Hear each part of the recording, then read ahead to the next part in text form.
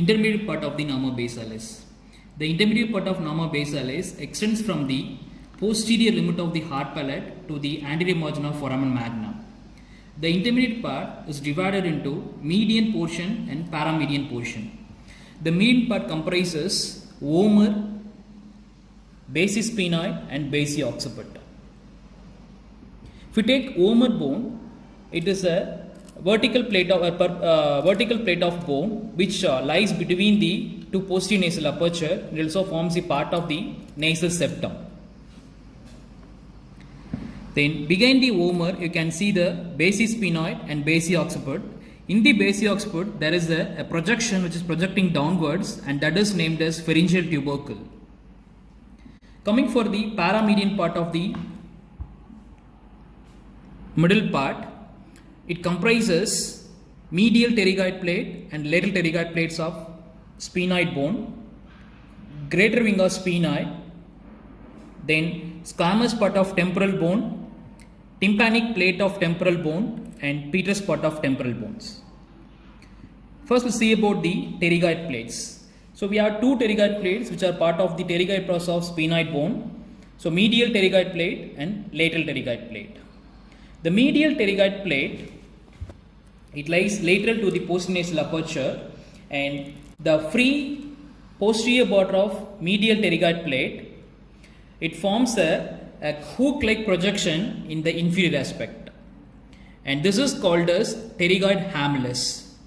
And if we trace the posterior border of medial pterygoid plate upwards, it forms a fossa, and this fossa is named as scaphoid fossa. The scaphoid fossa, it gives origin to the tensor veli palati muscle, and the pterygoid hamulus, it changes direction of the tensor veli palati. So we can say that the tendon of tensor veli palati hooks around the pterygoid hamulus.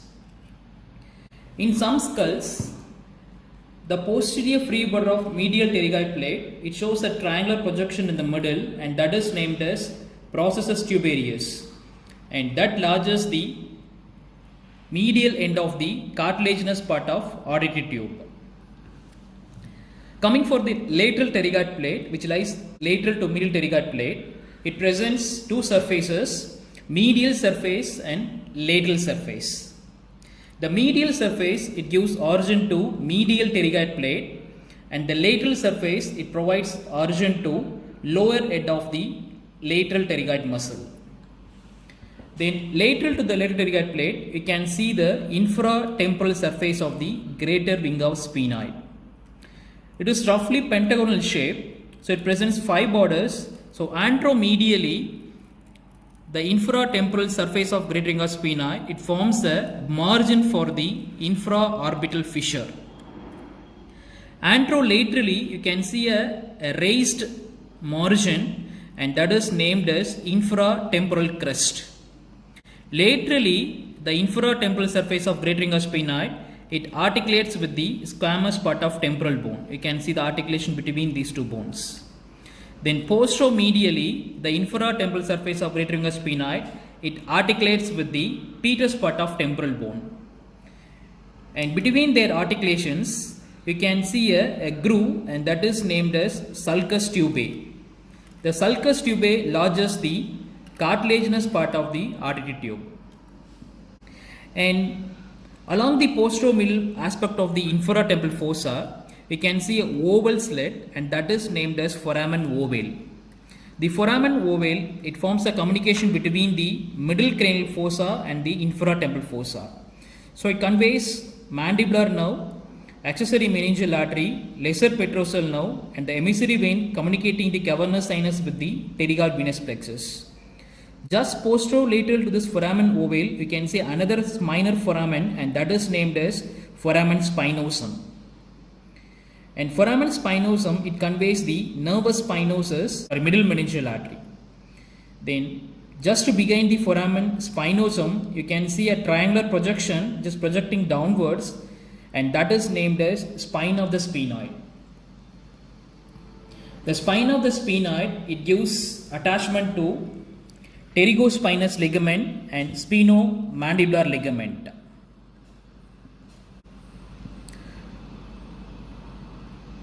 Then lateral to this infratemporal surface of greater ring sphenoid, you can see the squamous part of temporal bone. The squamous part of temporal bone presents here zygomatic process of temporal bone, and this zygomatic process of temporal bone, when it is traced posteriorly, it forms a tubercle, and that is called as tubercle of root of zygoma. And from there it diverges into two roots, and one root goes posteriorly and one root goes medially. The posterior is called as posterior root of zygoma, and one which goes medially, and that is named as anterior root of zygoma, and that is sometimes called as articular tubercle. These two roots enclose the fossa, that is anterior part of the mandibular fossa. And behind this squamous part of temporal bone, you can see the tympanic plate of temporal bone. The tympanic plate of temporal bone, it forms the posterior part of mandibular fossa, which is non-articular. That means it does not involve in the articular surface of the TM joint.